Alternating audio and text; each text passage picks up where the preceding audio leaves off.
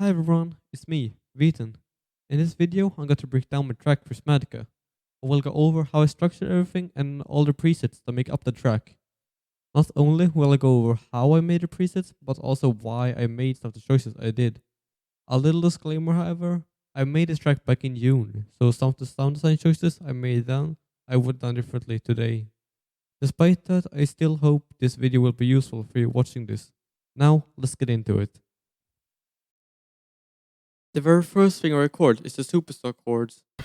The progression is F sharp, C sharp, E, A, but there are a couple of odd things I did. I added a 7th to the chords to make them bigger, but that's not all. For the second chord, C sharp, the 5th, G sharp, is put an octave down. This spreads the chord out more and makes it even bigger. It also creates more movement in the progression. Here's a demonstration in Ableton of how it sounds with the inversion versus without.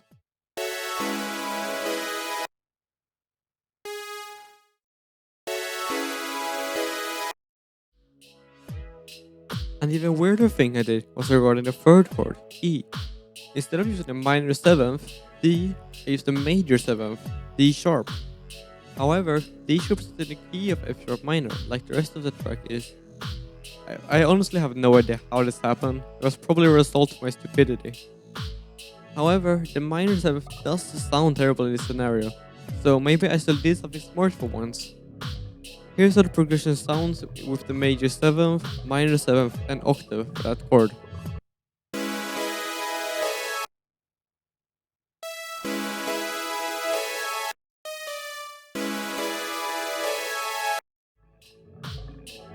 And here's how the full progression sounds in Ableton real quick.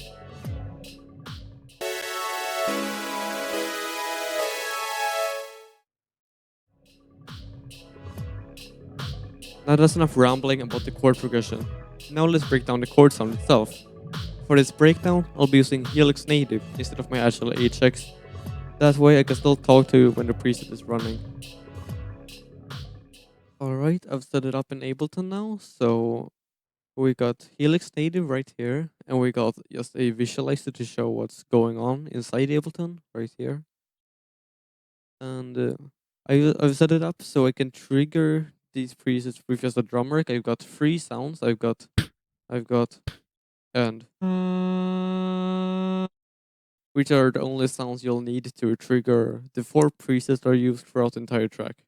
Before we begin with the chords, I will just quickly go over how people trigger free note gen with a hard gate to make it vocally triggered. So if you just set up a note gen like this is gonna play a sine wave the whole time. And if you put a hard gate, it won't do anything just yet. So what you do is, at least what I do, is that I pull this all the way up and re-trigger it like that, and then I slowly bring it back down until I hear the sine wave again. Right there. Then I bring it a little further up again, maybe here, and once again turn off, turn on again. It's gonna be quiet. But now, if I trigger it, if I make an input sound, it's gonna start again. The reason it works is because this sine wave is below the open threshold, but it's above the closing threshold. If I bring this close threshold back up to about the same place as the open threshold, then the sine wave will only play at the same time as the trigger sound. But if it's further down, then it works. Alright, now let's begin with the chords. That's the thing that happens sometimes. If you're unlucky, the preset will just make a loud pop at the start, and I'm not sure what to do about it. So if anyone knows what, please leave a comment. Alright, now it's open without making a pop. Because if it does that, then that will not make it vocally triggered. It's gonna start unexpectedly. This is a pretty big preset, so I'll just turn off all these all these effects. We'll just begin at the start. So I just begin with noise gate, so no background noise will trigger the preset by accident, because I don't want it. And then we begin with just a 3-note gen, which is only one note. It's just a saw up set to F sharp, which is the first chord. I just turn for this preset. What I did for some reason is I used two hard gates, one for this signal path and one for this signal path. If I was to remake this today, I would just put one after it merges back together, but I will just keep it the way it is right now. I will not make any changes at the moment. I'll just turn both of these on and then this. Just that's just this what we do here without anything else. But what let's go over. I'll start with the chain B, because what this is just I make two copies of the saw wave that is one octave down and two octave downs. And if I just play this only, it's gonna sound like this. And that's all there is to that part. Just to give the chord some, make it even larger once more. And then here we got on the other signal path, we got the rest of the chord in one 3-note gen here. So we got the third, the fifth, and the seventh. If I just turn this on and trigger the preset, here's how it sounds. It sounds awful. It sounds really bland. That's because it's just normal saws. It's not a super saw yet. Now, how people do super saws in like regular producing, like in Vital or Serum, is they just take a saw wave and add unison detune to it. So just make detuned copies of the sound move around. Now we don't have a unison effect in HX. We got a detune effect, but that doesn't make copies yet detune the original sound, which makes it sound awful. So what I decided to do for this is just use chorus. So I got a Trinity chorus here, and I can't really explain why I set like these values to the way I did. I don't know, I just guessed. But if I just turn it on now, yeah, that's a little better. It's a bit wider, but not much. So I decided more chorus.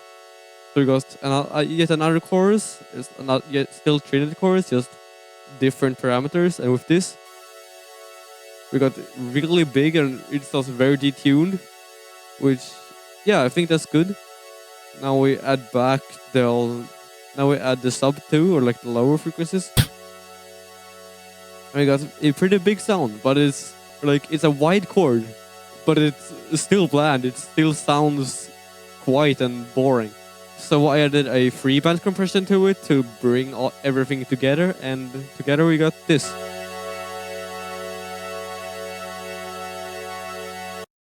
And that's a decent super saw. So we just go back.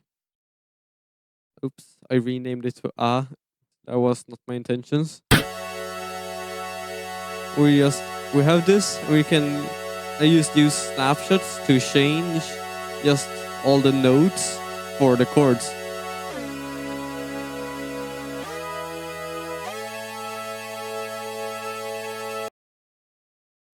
Yeah, that's how the chords work.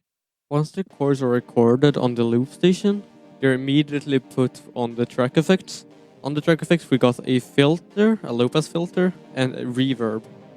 The low-pass filter has the following settings. It's just rate 1 measure, depth 100, resonance 0, and cutoff 100. This won't work the same on MK2 as MK1 because the LFOs and the way they move is different on MK2, but that's just how it is on the MK1. And then we got reverb. And this reverb is really, really large. It should not have been this big because the time is set to 4 seconds. I should probably have put this at like maybe 1.5 or 2.5, but no, it's 4 seconds. And effect level 60 and dry level 100. You can really easily hear just what a difference the reverb makes as soon as the track effects affect the loop. Like I start with the cutoff for the filter at 100, slowly move down towards around 50. It's not too exact, and then I record. Then I just start recording the snare, the spit snare layer, and then the kicks and hi-hats. For the section, I try to record the build-up drums in a way that doesn't sound too obvious. It sounds like I'm making another layer to the drums, but in reality I'm just making the build-up drums. And then I use beat scatter to speed up the build-up drums, which also, because it's on the track effects, it will also affect the chords, making a kind of stutter effect. Because on MK1 you can't do with MK2 and just makes the one track effects only affect this track. That doesn't work for MK1, so you get the stutter effect on the chords, which honestly isn't a bad thing. It sounds kind of cool. Then after that we start with the growl. So let's begin. Now we are back and I will go over the growl. I will disable all the effects and just start at the beginning. And here we just have a really low square wave for just as a good start for it. It just sounds, yeah, it's just a square wave. And a square wave is just boring, so I distorted it to make it sound a little different, and I distorted it a little more. And then we needed, and I then started giving it some movement because a growl needs movement. And my primary source of movement was this effect, barber pole. I don't know the details of this effect. It just seems like a very fancy phaser. But turn it on, it sounds like this. You can kind of see the effect that it does on this visualizer. It's very funky, very interesting. And I kind of extended this effect using a phaser. Here's without, and with the phaser. And then I also used a dynamics flanger. All of these have the same rate, so they at least kind of sync. And there's with this. It has some very funny other effects, but I cannot. This is still pretty static, but this it's like some more top end kind of. Yeah, just this extra wave here, you can kind of see it here.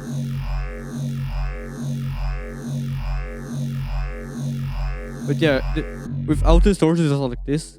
Without the distortion. And with one. There. With just the barber pole just hard carries this preset. Just without it. Yes, it has movement, but it's boring movement. Like this, it's more spread out. Just does so much. I sadly can't talk much about all this because I don't remember the choices. But like, yeah, the recycle is set to out instead of in. With in, it causes basically, it makes the flange like adding the resonance with it. Yeah, just because whack with all the feedbacking. And the comb filters just get crazy. And like this, it's manageable. It's that it's a smaller effect. And then I used a low high shelf to give it more bass, and just decrease the highs a bit.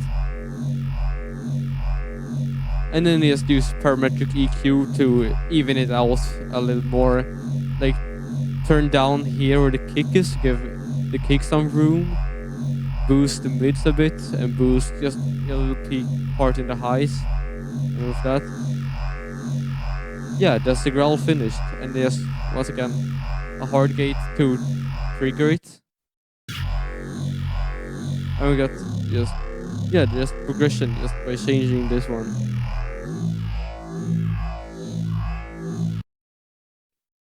And as soon as recorded, that is immediately affected by track effects with the filter, and unfortunately the reverb. If I could, I would make it so it would affect the reverb, but it's on MK1, so I can't do that. But yeah, that is the growl done. Immediately after the growl is put under the filter, we start recording the bubble sounds. Now this is probably my favorite sound that I used in this whole track. It's just very fun to play around with, and it is just a very complicated preset. So I will Once again, just begin here. And this one uses xenomorph fuzz instead of a phenogen, which means you need to, and that's using the delay before it, so that means you need to hold down just your sound, just an input sound the whole time. So you just need to go for the entire time, which is a bit unfortunate, but that's just the way I made this preset. So yeah, it's a xenomorph fuzz, and I've kind of made this effect so that it's as much of the oscillator as possible and as little of the voice as possible. It's not perfect, but it's mostly just this sine wave here. And then I use a seismic synth, wave 1, which turns it into a perfect sine wave. Or like, yeah, it's a very good sine wave. I think this sine wave is even better than the one in Freenogen actually, which is fun. And then after that, we use a seeker.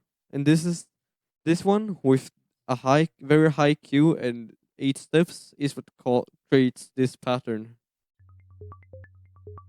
And we already hear like the bass of this sound. I will just see if I can increase. Wait, give me a second. I will add some gain to this so you can actually hear the water sounds. Alright, there we go. Now I've added about 20 decibels of gain. So now you can actually hear this. Hopefully. And yeah, you can already hear like the bass of this water sound. You could probably play around a bit with this. But like this, it just creates where it pops, but the high Q, it will actually pitch it like the same way around to create this kind of ARP-like pattern. But yeah, if to disable the gain, if you play with the frequency, it's gonna cause some weird stuff.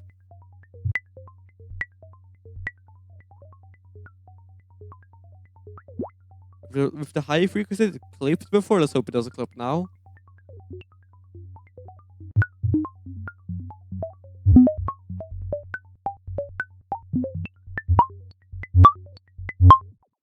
But yeah, it gets very loud with the higher frequencies, so with 50 it sounds perfectly fine. Even with the gain back. There we go. And then, if you move on, we have a multipass. And this has this rate set to a 60th note. And this one has like 8th notes dotted.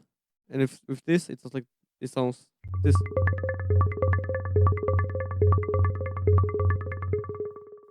And the reason I set it to like 8th notes dotted in a normal 8th notes is so to kind of break up this uniform in sync pattern a little bit, so it's slightly more random, which I think helps. You could probably mess around with different patterns here.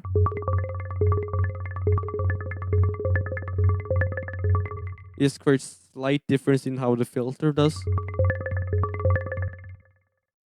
Yeah, and then after that we have a pitch echo, and this has a really short time of only 27 milliseconds, and it's normal feedback, and for each feedback it like increases the pitch by 6 semitones. With this on, it creates adds some more high end to the water sound. It just spreads it out more because of the feedback and the short time. If we don't increase the interval at all, you can just hear what the delay itself does. Yeah, it just makes it bigger and longer.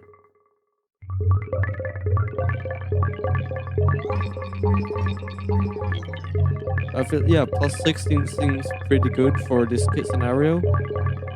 Yeah. After that, we have a deluxe phaser. And this phaser, I don't know really what it does. Let's see. Mainly just makes it louder, but maybe also just creates a few things because it's set to 8th notes triplets, which once again it just adds more kind of randomness too, so it's not like just uniformly in sync, just perfectly normal. And then after that, just on this, we just got a stereo delay, which has it just makes it even more spread out throughout the ears. If I enable this, now it's starting to actually get loud because it's plus 6 decibels here, so I'll make it quiet again. But yeah, that's that sound. But I also have these two in that parallel chain. And these are way more random. They just make it very different. So let's route all the way for the B, and we'll see. First, I have Obiwa, which yeah, it just is basically doing the same idea as this. It just basically used to pitch it around more. It just uses a high Q filter that moves around. Except this one is way more unpredictable. If I turn this on, you'll just hear. Let's turn on again. Yeah, it's very random. It's unpredictable. And to add even more randomness, I had a harmonic tremolo set with wave shape random. And with these together, we get this. It's just a background thing. And together with normal, it sounds like this. It just ever so slightly breaks up the normal pattern. And I'll disable this and turn on the stereo delay again. And you get a funny like harmonic-ish bubble sound that also has a tiny bit of randomness, but mostly uniform. Yeah, that's the bubble sound. I'm very happy with how this turned out. I'll probably make a couple of changes to it if I remade it, but overall, I'm very happy with this sound.